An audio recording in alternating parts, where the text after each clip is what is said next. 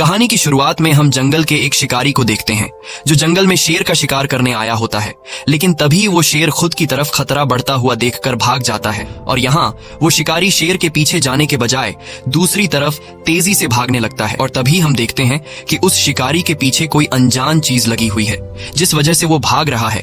और यहाँ हमें पता चलता है कि वो शेर इस आदमी को देखकर नहीं भागा था, बल्कि उस शेर ने भी इस अनजान चीज को देख लिया था। अब वो आदमी खुद को बचाते हुए एक नदी में कूद जाता है, जिसके बाद वो आदमी पानी से बाहर निकलने की कोशिश करता है। लेकिन तभी कोई अनजान चीज उसे पानी में डुबोकर मार देती है। और यहाँ हमें पता चलता है कि इस जंगल में कुछ ऐसा है जो शेर से भी ज्यादा खतरनाक है। इसके बाद हमें एक मेडिकल कंपनी दिखाई जाती है जो दवाइयां बनाती है। लेकिन इस कंपनी का बॉस अपने एम्प्लॉय से खुश नहीं होता, क्योंकि अब तक ये लोग एक नई दवाई नहीं बना पाए थे। यहाँ बॉस अपने एक एम्प्लॉय से कहता है कि तुमने तो वादा किया था कि तुम जल्द ही कैंसर के इलाज के लिए दवाई बना लोगे, लेकिन फिर क्या हुआ? तब वो एम्प्लॉय, जिसका नाम जॉन है, वो अपने बॉस से कहता है कि मैं कैंसर की बीमारी के लिए दवा तो नहीं बना सका, लेकिन हमारे हाथ एक ऐसी चीज लगी है जिससे कई सारी बीमारियां ठीक हो सकती हैं। तब बॉस पूछता है कि वो क्या चीज है, जिस पर जॉन अपने दोस्त जैक को इशारा करता है और जैक स्क्रीन पर एक फूल की तस्वीर दिखाता है। जैक कहता है कि इस फूल का नाम ब्लड ऑर्किड है। यह एक बहुत ही खास तरह का फूल है जो 7 साल बाद उगता है, वो भी सिर्फ 6 महीनों के लिए। और इस फूल के अंदर कुछ ऐसे केमिकल्स हैं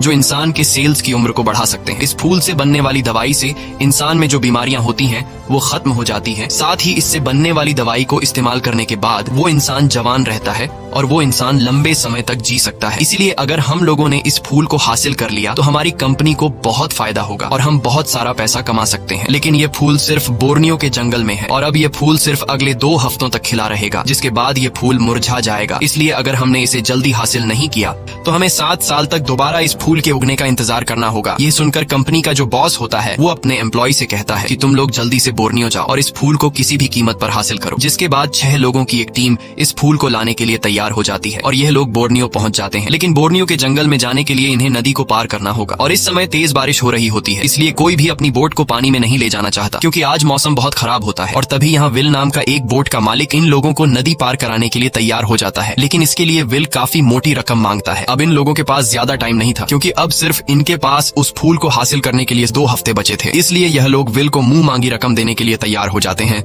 जिसके बाद इन लोगों का सफर शुरू हो जाता है और ये सभी लोग बोट में बैठकर नदी से होते हुए जंगल में आगे की तरफ बढ़ने लगते हैं। कुछ दूर आगे जाने के बाद जैक एक मैप निकालकर विल को बताता है कि हम लोगों को फूल हासिल करने के लिए इस जगह पर जाना है। यह देखकर विल परेशान हो जाता है और कहता है कि जिस जगह तुम लोग जा रहे हो वो जगह बहुत ही खतरनाक है। साथ ही जिस रास्ते से अभी हम लोग जा रहे हैं, इस रास्ते से होते हुए उस फूल वाली जगह तक पहुंचना बहुत ही ज्यादा रिस्की है। तब जैक पूछता है कि क्या तुम्हारे पास कोई दूसरा रास्ता है, जिस पर विल जवाब देता है हाँ, वो रास्ता बिल्कुल सेफ है और हम बिना किसी परेशानी के उस फूल वाली जगह तक पहुंच सकते हैं। लेकिन वो रास्ता थोड़ा लंबा है, इसलिए हमें उस फूल वाली जगह तक पहुंचने में कुछ दिन लग सकते हैं। ये सुनकर जैक दूसरे रास्ते पर जाने से इनकार कर देता है और कहता है कि हमारे पास ज्यादा टाइम नहीं है, इसलिए हम इसी रास्ते से जाएंगे। जिसके बाद ये लोग इस खतरनाक रास्ते से आगे बढ़ने लगते हैं। अब यहाँ टीम की एक लड़की जब अपने रूम में जाती है तो उसे अलमारी में से अजीब सी आवाज सुनाई देती है और जब वो अलमारी खोलती है तो अंदर से एक बंदर उस पर छलांग कर देता है। ये देखकर वो लड़की घबराकर चिल्लाने लगती है और वो बंदर सीधा जाकर विल के कंधे पर बैठ जाता है। और यहाँ हमें पता चलता है कि यह बंदर विल ने पाला है और इस बंदर का नाम विल ने कॉन्ग रखा है। अब पूरा दिन सफर करने के बाद रात हो जाती है और ये लोग नदी में आगे बढ़ रहे होते हैं। तभी बंदर को ऊपर पेड़ पर एक आम दिखाई देता है, जिसे देखकर बंदर उसे खाने के लिए पकड़ लेता है। लेकिन इस दौरान बोट उससे आगे निकल जाती है और बंदर वहीं पेड़ पर रह जाता है। अब वो बंदर बोट तक पहुंचने के लिए जंगल के रास्ते से जाने लगता है, लेकिन तभी उसके पीछे कोई चीज पड़ जाती है, जिसे देखकर बंदर घबरा जाता है और खुद को बचाते हुए वो एक पेड़ पर चढ़ जाता है। वहीं अगली सुबह विल अपने बंदर को ढूंढ रहा होता है, लेकिन उसे बंदर कहीं पर भी नहीं मिलता। इसी दौरान टीम की एक लड़की सैटेलाइट फोन पर किसी से बात कर रही होती है, लेकिन सैटेलाइट फोन के सिग्नल ठीक से नहीं आ रहे होते। इसीलिए वो लड़की सिग्नल लाने के लिए बोट के किनारे पर आ जाती है और तभी जोर आने की वजह से बोट के किनारे का एक छोटा सा गेट खुल जाता है, जिससे वो लड़की नीचे पानी में गिर जाती है। अब यहाँ वो लड़की वापस बोट पर आने की कोशिश करती है और बाकी लोग भी एक स्टिक की मदद से इस लड़की को बोट पर खींचने लगते हैं। लेकिन तभी इस लड़की पर एक मगरमच्छ हमला कर देता है, जिसे देखकर विल बिना कुछ सोचे समझे पानी में कूद जाता है और मगरमच्छ से लड़की को बचाने की कोशिश करता है। अब यहाँ विल उस लड़की की जान तो बचा लेता है, लेकिन वह मगरमच्छ अब विल पर हमला कर देता है और विल खुद को बचाते हुए एक चाकू निकालकर उस मगरमच्छ पर कई वार करता है, जिससे वो मगरमच्छ मारा जाता है और विल वापस ऊपर बोट पर आ जाता है। जिसके बाद ये लोग फिर से आगे की तरफ बढ़ने लगते हैं और यहाँ हम देखते हैं कि उस मरे हुए मगरमच्छ को कोई पानी के अंदर खींच लेता है। अब ये लोग जब कुछ दूर आगे जाते हैं तभी ऊपर से वह बंदर इनके खाने के टेबल पर कूद जाता है। वो बहुत ज्यादा घबराया हुआ होता है, जैसे उसने कोई खतरनाक चीज देख ली हो। तब विल उसे अपने कंधे पर बिठाकर शांत करता है। अब आगे बढ़ते हुए रात हो जाती है और तभी जोरदार बारिश शुरू हो जाती है, जिसे देखकर विल जैक से कहता है कि बारिश बहुत ज्यादा तेज है और बारिश की वजह से नदी का पानी का बहाव भी बढ़ गया है, इसीलिए हमें कुछ देर तक बारिश के रुकने का इंतजार करना चाहिए। अगर हम आगे बढ़े तो हमारी जान भी जा सकती है। लेकिन जैक कहता है कि हमारे पास टाइम नहीं है और हम जिस फूल को हासिल करने जा रहे हैं उसके लिए सिर्फ 1 हफ्ता रह गया है। अगर इस 1 हफ्ते में हमने उस फूल को हासिल नहीं किया तो फिर हमें 7 साल तक उस फूल के दोबारा उगने का इंतजार करना पड़ेगा, इसलिए हमें जल्द ही उस जगह तक पहुंचना होगा। ये सुनकर विल जैक से कहता है कि ठीक है, मैं तुम्हें इस खराब मौसम में वहां तक पहुंचा दूंगा, लेकिन इसके लिए तुम्हें $50,000 एक्स्ट्रा मुझे देने होंगे। तब जैक इसके लिए मान जाता है। अब आगे बढ़ते हुए सुबह हो जाती है और यह लोग एक ऐसी जगह पर पहुंचते हैं जहां पर ढेर सारी लकड़ियां पानी के ऊपर तैर रही थीं। यह देखकर विल समझ जाता है कि आगे एक पानी का बहुत ही बड़ा झरना आने वाला है, इसीलिए विल बोट को घुमाने की कोशिश करता है। लेकिन तभी बोट का स्टीयरिंग जैम हो जाता है, जिस वजह से इनकी बोट लगातार सीधा आगे बढ़ना शुरू हो जाती है। यह देखकर विल घबरा जाता है क्योंकि आगे झरना आने वाला था, इसीलिए वो बोट पर मौजूद सभी लोगों को उठा देता है। अब यहाँ बाकी लोगों के साथ मिलकर विल बोट को रिवर्स करने की कोशिश करता है, लेकिन तभी बोट का इंजन ही बंद हो जाता है और अब ये लोग उस झरने के भी काफी करीब आ चुके थे। ये देखकर विल समझ जाता है कि अब हमें कोई भी नहीं बचा सकता, इसीलिए वो सभी लोगों से कहता है कि बोट में तुम लोगों का जितना भी जरूरी सामान है उसे उठा लो। और इसके बाद इनकी बोट एक बहुत बड़े झरने से नीचे गिर जाती है। लकीली झरने से नीचे पानी में गिरने के बाद किसी की जान तो नहीं जाती, लेकिन इनकी बोट पूरी तरह से तबाह हो जाती है और यह लोग तैरते हुए किनारे पर आ जाते हैं। अब यह लोग बहुत ज्यादा परेशान होते हैं क्योंकि यह लोग जंगल के बीचों बीच फंस चुके थे और अब इनके पास वापस जाने के लिए भी बोट नहीं थी। तब विल सभी को बताता है कि यहाँ से कुछ ही दूरी पर एक दूसरी नदी है, वहाँ पर मेरा एक दोस्त बोट चलाता है, अगर किसी तरह से हम वहाँ तक पहुँच जाएं तो हम अपनी मंजिल तक पहुँच सकते हैं। जिसके बाद विल अपने दोस्त को कॉल करता है और उसे अपनी सिचुएशन समझाकर कहता है कि मुझे तुम्हारी मदद की जरूरत है। तब विल का दोस्त इनकी मदद करने को मान तो जाता है, लेकिन बदले में वो $5,000 विल से मांगता है। तब विल उसे कहता है कि ठीक है, मैं तुम्हें $5,000 दे दूंगा। अब वो दूसरी नदी इनसे कुछ दूरी पर थी, इसीलिए यह लोग उस दूसरी नदी तक पहुंचने के लिए पैदल जंगल के रास्ते से आगे बढ़ने लगते हैं और तभी इनके सामने एक झील आती है जिसे इन लोगों को पार करना होगा। और जब यह लोग पानी के अंदर जाते हैं तभी विल का जो बंदर होता है वो एक पेड़ पर चढ़ जाता है और जोर जोर से चीखने लगता है जैसे उसने कुछ देख लिया हो, लेकिन उस बंदर पर किसी का भी ध्यान नहीं जाता। और तभी इनके एक साथी को पानी में कुछ हलचल दिखाई देती है। वो सबसे कहता है कि यहाँ पर कुछ है जो मेरे पांव से टकरा कर चला गया, लेकिन इसकी बात पर कोई भी यकीन नहीं करता। और तभी इसकी टीम का एक साथी जो सबसे पीछे होता है उसे अचानक कोई चीज पानी में खींच लेती है। ये देखकर सभी लोग उसे ढूंढने लगते हैं और तभी वो लड़का बाहर आता है, लेकिन उसके कपड़े फटे हुए होते हैं और वो बुरी तरह से घायल होता है। अब इससे पहले कि यह लोग कुछ समझ पाते तभी इनके सामने एक बड़ा एनाकोंडा पानी से निकलकर उस लड़के पर हमला कर देता है। यह देखकर सबकी चीखें निकल जाती हैं और वो एनाकोंडा देखते ही देखते उस लड़के को इनके सामने मार डालता है, जिसके बाद यह लोग खुद को बचाते हुए दौड़कर पानी से बाहर आ जाते हैं। और अब ये लोग बहुत ज्यादा डर चुके हैं क्योंकि इतना बड़ा सांप उन्होंने कभी भी नहीं देखा था। यहाँ विल सभी को बताता है कि यह एक एनाकोंडा है जो इंसानों को खाता है और अब हमें जल्दी से यहाँ से निकलना होगा। तब जॉन कहता है कि अगर वो एनाकोंडा फिर से हमारे पीछे लग गया तो हम क्या करेंगे, जिस पर विल कहता है कि एनाकोंडा को एक इंसान का जिस्म हजम करने में कई हफ्ते लगते हैं, इसलिए हमारे पास यहाँ से निकलने के लिए काफी टाइम है। तब टीम की एक साथी कहती है कि हमें जल्द ही उस बोट तक पहुँचना होगा और बोट तक पहुँचने के बाद हम लोग इस प्रोजेक्ट को यहीं पर छोड़कर वापस अपने घर चले जाएंगे। ये सुनकर जैक गुस्सा हो जाता है और कहता है कि हम लोग जब इतने दूर आ गए हैं तो हम इस मिशन को पूरा करके जाएंगे, क्योंकि जो फूल हम लोग हासिल करने वाले हैं उसकी कीमत करोड़ों में है। तब टीम के बाकी लोग कहते हैं कि इस तरह से हमारी जान जा सकती है, लेकिन जैक एक बहुत ही घटिया इंसान होता है और वो बिना फूल को हासिल किए घर वापस जाने से इनकार कर देता है। तब बोट का कैप्टन विल जैक से कहता है कि मैं तुम लोगों को अपने साथी के बोट तक पहुंचा दूंगा, जिसके बाद हमारा ये सफर यहीं पर खत्म हो जाएगा। ये सुनकर जैक विल से कहता है कि तुमने मुझसे सौदा किया था, जिस पर विल कहता है कि सौदा गया भाड़ में, मैं नहीं चाहता कि अब किसी और इंसान की भी जान जाए। अब यह सभी लोग डिसाइड करते हैं कि पहले हम लोग बोट तक पहुंचेंगे और बोट पर पहुंचने के बाद हम लोग फैसला करेंगे कि हमें घर वापस जाना चाहिए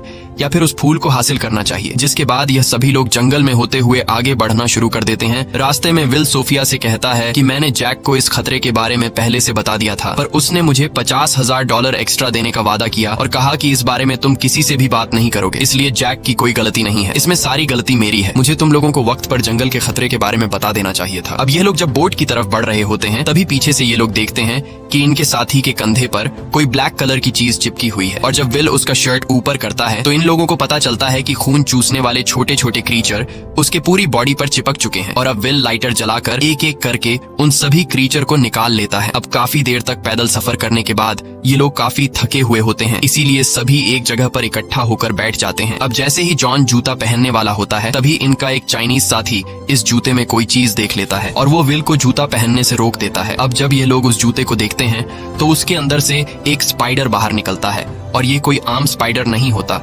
बल्कि उस स्पाइडर का जहर इतना तेज होता है कि इसके एक डंक से इंसान पैरालाइज हो सकता है। और तभी जैक खुश होकर इस स्पाइडर को एक डब्बे में बंद कर देता है और कहता है कि तुमने शरीर को सुन्न करने वाली एक दवा ढूंढ ली जिसके हमें अच्छे खासे पैसे मिल सकते हैं। वहीं दूसरी तरफ विल के दोस्त को दिखाया जाता है जिसके पास बोट है और वो अब इन्हीं की तरफ बढ़ रहा होता है, लेकिन तभी उसके बोट से कोई चीज टकराता है, इसलिए वह पानी में यहाँ वहां देखने लगता है। और तभी उसे पानी में एक बड़ा एनाकोंडा दिखाई देता है जिसे देखकर विल का दोस्त बहुत ज्यादा डर जाता है और वो जल्दी से बोट घुमाकर वापस जाने लगता है, लेकिन तभी पीछे से एनाकोंडा आकर उसे मार डालता है। अब बोट में कोई न होने की वजह से बोट अनकंट्रोल होकर तेजी से आगे की तरफ बढ़ने लगती है और सामने की झाड़ियों से टकराकर ब्लास्ट हो जाती है, जिसे कुछ दूरी पर विल और बाकी टीम वाले भी देख लेते हैं।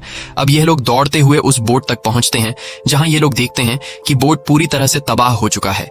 ये देखकर सभी लोग बहुत ज्यादा उदास हो जाते हैं क्योंकि यह बोट इनकी यहाँ से निकलने की आखिरी उम्मीद थी। अब यह लोग उस बोट में सामान ढूंढने लगते हैं और जितना भी बचा कुचा हुआ जरूरत का सामान होता है ये लोग उसे उठा लेते हैं, लेकिन जिस चीज की इन्हें तलाश थी वो चीज इन्हें नहीं मिलती। दरअसल इन्हें लगा कि इस बोट पर शायद इन्हें सैटेलाइट फोन मिल जाए ताकि ये लोग सैटेलाइट फोन की मदद से खुद के लिए मदद बुला सके, लेकिन इन्हें यहाँ पर कोई भी सैटेलाइट फोन नहीं मिलता। और अब ये लोग बहुत ज्यादा परेशान होते हैं क्योंकि इनके पास यहाँ से निकलने का कोई भी रास्ता नहीं था और इन लोगों को कुछ समझ नहीं आ रहा था कि यहाँ से कैसे निकल जाए। तब इनका चाइनीज साथी कहता है कि यहाँ पर आदिवासी लोग रहते हैं जो हजारों सालों से यहीं इस जंगल में है, इसलिए अगर हम उन्हें ढूंढ लें तो हो सकता है कि वो हमारी कोई मदद करें। इस लड़के की बात सभी को ठीक लगती है, जिसके बाद ये सभी लोग आदिवासी कबीले को ढूंढने निकल पड़ते हैं।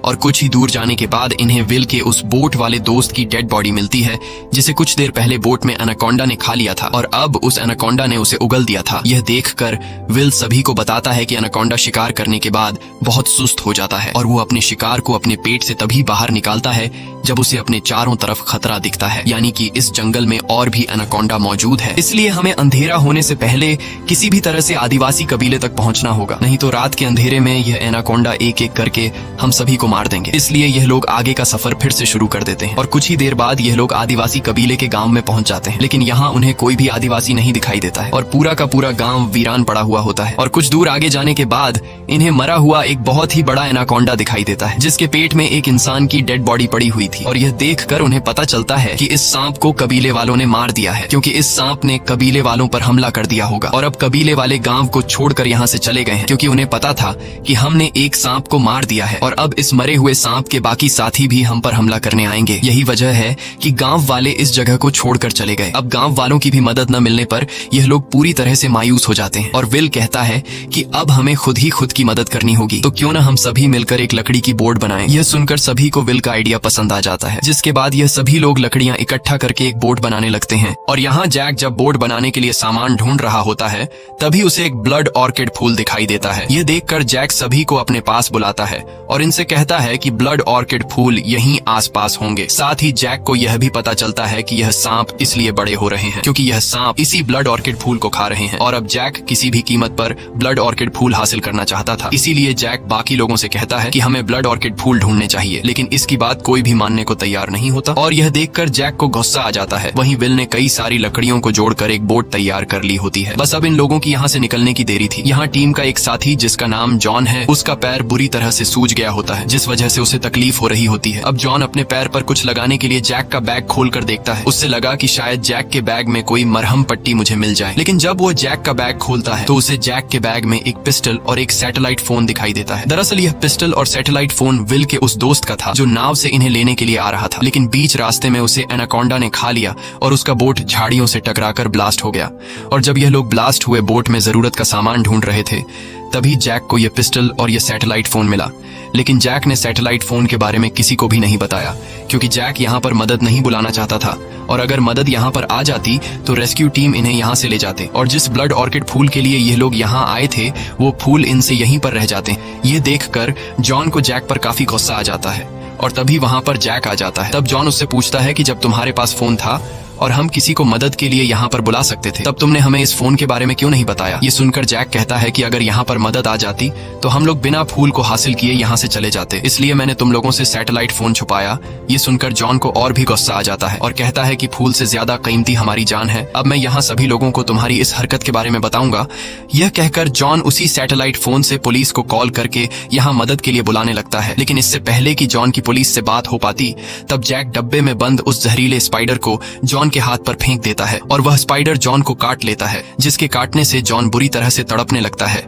और अब जैक उस स्पाइडर को वापस डब्बे में बंद करके वहां से जाने लगता है और सीधा पहुंचता है टीम वालों के पास, जहां टीम के सभी लोग यहां से जाने को तैयार होते हैं। लेकिन ये लोग देखते हैं कि जॉन अभी तक क्यों नहीं आया, इसलिए सोफिया जॉन को देखने जाती है, और जब सोफिया जॉन के पास आती है तो वह देखती है कि जॉन कुछ भी नहीं बोल रहा और जॉन पूरी तरह से पैरालाइज हो गया है। साथ ही सोफिया को जॉन के हाथ पर स्पाइडर के काटने का निशान भी दिखाई देता है। ये देखकर सोफिया समझ जाती है कि यह सारा काम जैक का है, इसलिए वह सीधा जैक के पास आती है और उसे कहती है कि आखिरी बार जॉन के साथ तुम थे, इसलिए जॉन के साथ तुमने क्या किया है? वह कुछ भी बोल नहीं रहा। वहीं दूसरी तरफ हम देखते हैं कि जॉन के पास अब एक बड़ा एनाकोंडा आ चुका है और वह सांप जॉन पर हमला कर देता है, जिससे जॉन जोर से चिल्लाने लगता है और बाहर मौजूद लोग जॉन की आवाज सुन लेते हैं और समझ जाते हैं कि जॉन खतरे में है। इसीलिए सभी लोग दौड़कर जॉन के पास आते हैं और वहां पहुंचकर यह लोग देखते हैं कि जॉन को एनाकोंडा सांप ने जिंदा निगल लिया है। यह देखकर सभी लोग बहुत ज्यादा उदास हो जाते हैं और जब यह लोग वापस नदी के पास आते हैं तो देखते हैं कि इन्होंने जो बोट बनाई थी उसे जैक अकेले चुरा कर ले गया है। ये देखकर सभी लोग बहुत ज्यादा मायूस हो जाते हैं, क्योंकि अब यह लोग फिर से यहाँ फंस चुके हैं और अब यहाँ एनाकोंडा भी आसपास घूम रहा था। लेकिन ये लोग हिम्मत नहीं हारते और ये लोग प्लान बनाते हैं कि हम लोग जैक से अपनी बोट वापस चुरा लेंगे, क्योंकि जैक अभी ब्लड ऑर्किड फूल वाली जगह पर जा रहा होगा, और जब जैक नदी में बोट खड़ा करके फूलों को तोड़ने जाएगा तब हम चुपके से उससे बोट चुरा लेंगे। जिसके बाद यह लोग काले अंधेरे में जंगल के रास्ते से होते हुए आगे बढ़ने लगते हैं और तभी इनका चाइनीज साथी नदी के पानी में गिर जाता है, जहां एक बड़ा एनाकोंडा आकर उसे खा लेता है और अब वह सांप इनके पीछे लग जाता है। जिसके बाद यह लोग तेजी से भागते हुए एक बड़े से गुफा में घुस जाते हैं, जहां अंदर बहुत ज्यादा अंधेरा होता है और तभी उन्हें एक जगह पर रोशनी दिखाई देती है जहां से बाहर निकला जा सकता था। जिसके बाद यह लोग एक एक करके वहां से बाहर निकल आते हैं, लेकिन जैसे ही इनका आखिरी साथी उस सुरंग से बाहर निकल रहा होता है तब वह उस सुरंग में फंस जाता है। अब जैसे ही सभी लोग मिलकर उसे बाहर निकालते हैं तभी वह एनाकोंडा अपना सर बाहर निकालकर उसे खाने की कोशिश करता है, लेकिन यहाँ सोफिया एक तलवार से उस एनाकोंडा का सर काटकर उसे मार देती है और अपने साथी की जान को बचा लेती है। लेकिन तभी पीछे से एक दूसरा एनाकोंडा आता है और इनके उसी साथी को उठाकर ले जाता है जिससे अभी इन्होंने बचाया था। अब यहाँ विल उस एनाकोंडा का पीछा करने लगता है और जैसे ही वह एनाकोंडा एक पेड़ पर चढ़कर इनके साथी को खाने वाला होता है तभी नीचे से विल उस एनाकोंडा के सर पर एक चाकू दे मारता है, जिससे वह एनाकोंडा मारा जाता है और वह एनाकोंडा इनके साथी को छोड़ देता है। वहीं दूसरी तरफ जैक को दिखाया जाता है जो ब्लड ऑर्किड फूल वाली जगह तक पहुंच जाता है, जहां उसके सामने ढेर सारे ब्लड ऑर्किड फूल थे और इन फूलों को देखकर जैक काफी खुश हो जाता है, क्योंकि वो इन फूलों से मालामाल होने वाला था। वहीं बाकी टीम वाले जैक का पीछा करते हुए जैक तक पहुंच जाते हैं और ये सभी लोग चुपके से जैक पर नजर रख रहे होते हैं और जैसे ही जैक फूल काटने के लिए जाता है तब मौके का फायदा उठाते हुए यह लोग जल्दी से उस जगह पर जाते हैं जहां जैक ने बोट खड़ी की थी। पर इससे पहले कि यह सब लोग बोट लेकर वहां से निकलते, जैक इनकी आवाज सुन लेता है और तभी जैक यहाँ पहुंचकर सभी लोगों को गन पॉइंट पर ले लेता है।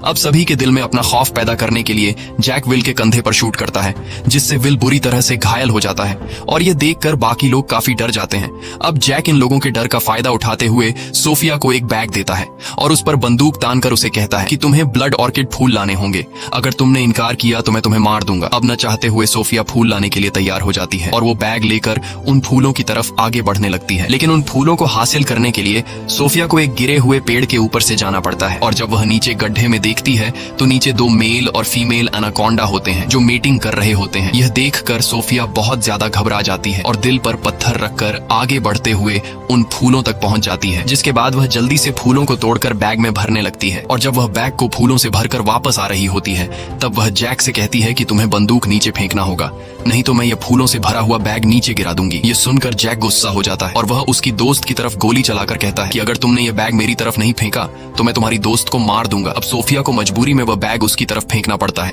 और जैसे ही जैक उस बैग को उठाता है तभी पीछे से विल उस पर हमला कर देता है, जिस वजह से जैक के हाथ से वो बैग छूटकर दूर जाकर गिरता है और उस बैग में जो स्पाइडर होता है वो बैग से बाहर निकल आता है। अब जैसे ही जैक दोबारा से बैग को उठाकर अपने कंधे पर टांगता है तभी वह स्पाइडर जैक को काट लेता है, जिस वजह से जैक की बॉडी पैरालाइज हो जाती है और जैक फूलों से भरे हुए बैग के साथ नीचे गड्ढे में गिर जाता है जहाँ पर दो बड़े बड़े एनाकोंडा होते हैं।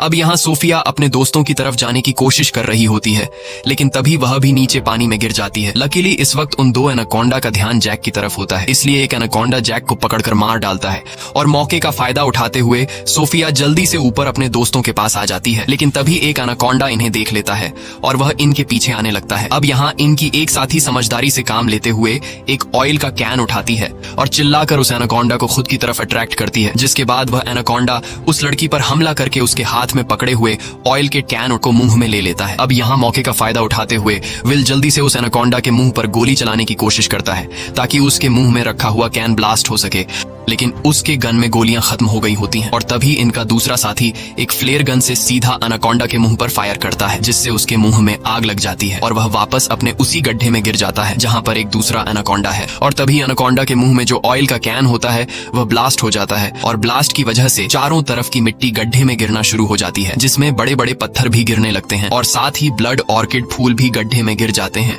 यहाँ एक एनाकोंडा बाहर निकलने की कोशिश करता है लेकिन तभी ऊपर से एक बड़ा पत्थर आकर उस एनाकोंडा पर गिरता है और यहाँ ब्लड ऑर्किड फूल के साथ साथ दोनों एनाकोंडा भी जमीन के नीचे हमेशा के लिए दफन हो जाते हैं और इस तरह से इन दोनों एनाकोंडा का खात्मा हो जाता है। मूवी के आखिर में हमें दिखाया जाता है कि विल, सोफिया और इनके दो साथी एक बोट में बैठकर जंगल से बाहर आ चुके हैं। साथ ही विल का बंदर भी इनके साथ होता है और यहाँ सोफिया विल के जख्म पर मरहम पट्टी कर रही होती है और इन दोनों को देखते हुए हमें पता चलता है कि यह दोनों एक दूसरे को पसंद करने लगे हैं। इसी के साथ ये कहानी खत्म हो जाती है। अगर आपको यह वीडियो अच्छी लगी हो तो हमारे चैनल को सब्सक्राइब और वीडियो को लाइक जरूर कीजिएगा।